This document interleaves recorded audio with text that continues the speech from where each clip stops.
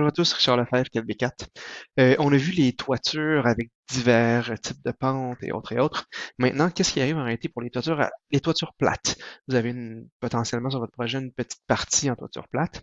Ben, c'est ce qu'on va voir ensemble. En réalité, il y a deux façons de le faire. Une façon, je vous dirais, sans pente, vraiment une toiture plate, mais très très plat.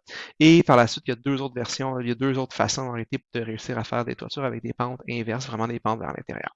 Fait que, par exemple, si ici, sur mon bâtiment 2 étages, là, il y a un étage ici, si par exemple la toiture ici, je la voudrais plate, qu'est-ce que je fais? Ben, premièrement, je pourrais sélectionner le toit et venir changer ça avec ma composition T2 toit plat. Mais voyons, ici, ça fonctionne pas. L'épaisseur de la toiture est bel et bien comme un toit plat.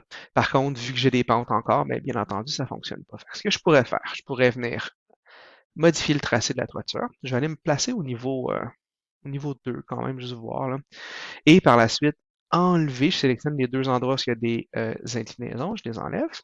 Et après ça, bien entendu, il faut que je fasse une jonction entre mon mur et ma toiture. Je vais venir diminuer, bien entendu, la commande aligner est vraiment mieux pour ça.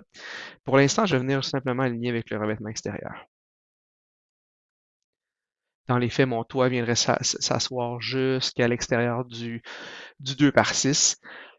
C'était vraiment la bonne façon qu'on devrait le faire, mais pour l'instant, je vais le faire comme ça pour voir. Fait que je fais OK maintenant. Il va me dire qu'il y a des choses à détacher, il n'y a pas de problème. Je vais aller voir ça en 3D. Fait que vous voyez maintenant, j'ai bel et bien en réalité une toiture, une partie de toiture plate par-dessus.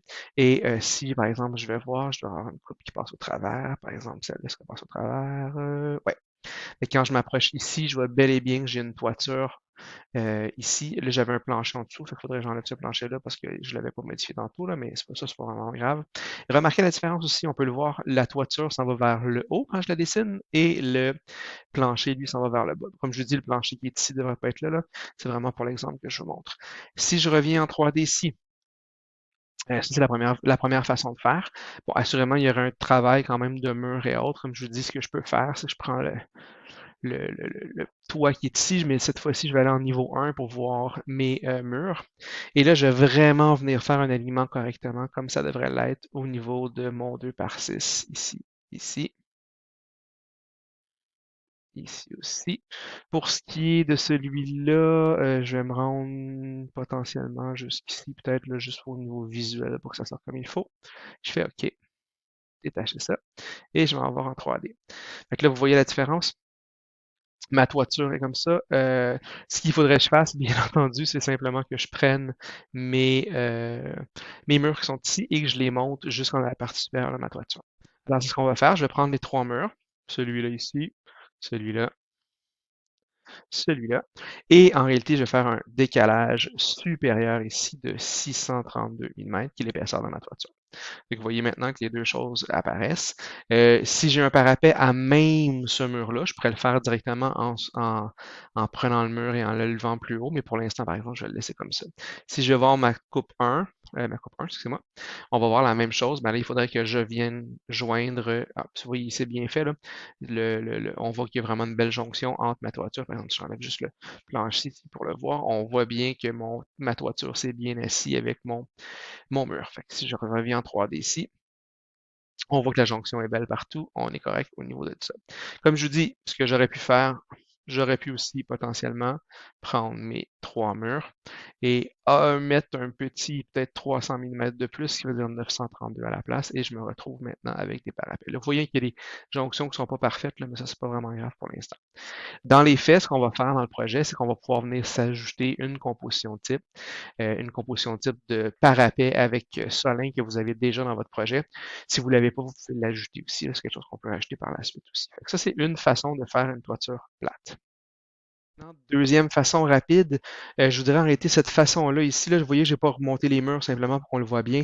Cette façon-là est suffisante pour le TP numéro 1 que vous avez à remettre. Celle-là, maintenant, ce qu'on va faire, c'est qu'on va prendre le toit en réalité, puis ce qu'on va faire, c'est qu'on va venir créer des pentes comme on le fait à l'habitude avec l'inclinaison. J'ai sélectionné mon toit, je viens d'en modifier le tracé.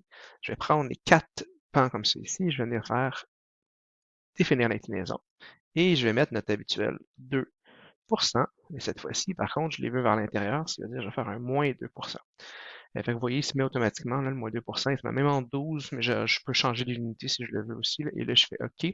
On voit que la toiture s'est créée. Vraiment. Si vous ne me croyez pas, on voit quand même qu'il y a une petite pente. La problématique que ça donne, par contre, c'est que vous voyez que le bas est en pente aussi. Fait que ça, c'est quelque chose que je ne veux pas nécessairement avoir le bas en pente. Il y a une façon quand même de le faire aussi sans avoir la pente du bas. Fait que ça, c'est la deuxième façon de le faire, qui est quand même une façon assez simple. Par contre, comme vous pouvez voir, peut-être que la jonction centrale n'est pas la meilleure, mais c'est quand même une façon assez simple de faire une toiture en pente avec les doubles pentes. Et maintenant, la dernière façon de faire les pentes, mais la façon la plus complexe, et je dirais celle qui nous permet le plus pas de latitude, mais de précision et autres, c'est en venant travailler avec les sous-éléments d'une toiture. Fait que je sélectionne la toiture. Là, j'ai vraiment enlevé les pentes partout. Et je vais aller venir travailler avec les sous-éléments ici. Comment faire en réalité, c'est que bon, je vais aller dans une vue qui me permet de travailler sur la toiture. Voici ma toiture. Je vais pas tout de suite cliquer sur modifier, je ne vais pas les modifier, mais je vais les ajouter. Je vais faire un ajout de ligne de scission. Ce que ça me permet de faire en cliquant sur un premier point vert, jusqu'à l'autre point vert. Ça vient de diviser ma toiture en deux dans ce sens-là. Ça vient de diviser la surface. Et par la suite, je vais aller faire jusque là. Remarquez qu'il y a un point au centre qui s'est ajouté. C'est vraiment celui-là que je vais pouvoir venir jouer après. Là, je fais une coupe d'escape pour sortir la commande. Vous voyez maintenant, si je vais en 3D, que j'ai un X. Par contre, si je vais voir dans ma coupe, vous remarquez que la toiture reste plate encore. Qu'est-ce qu'il me reste à faire? Il me reste à, encore une fois, sélectionner la toiture, aller modifier les éléments les sous-éléments de la toiture. Là, je peux essayer d'aller prendre le petit point vert directement si je suis capable. Là, vous voyez, j'ai pris la ligne, c'est pas ce qui m'intéresse. Je peux faire une sélection aussi de gauche à droite et ça me permet de prendre le point. Une fois que le point est sélectionné, je clique sur le petit 0 et je vais écrire juste comme exemple, par exemple, moins 100 en ce moment. Et je fais ça ici. Pour sortir, encore une fois, des escapes, on est sorti de la commande. Et cette fois-ci, si je m'en vais dans le coupe, vous voyez que la partie basse de la toiture est plate, comme elle devrait l'être. Elle est droite, l'élément structural est droit. Par contre, vous voyez très bien que ici, j'ai une pente dans ma toiture, mais seulement dans la partie supérieure. Là, vous remarquez peut-être que la pente est un petit peu élevée. Là. Si j'arrive ici et je sélectionne mon point, je pourrais peut-être dire que finalement, c'est un moins 50 ou non, moi, c'est finalement moins 75 peut-être. Et voici la toiture. Je fais l'escape pour sortir. Et voici la troisième façon arrêtée pour me faire une toiture plate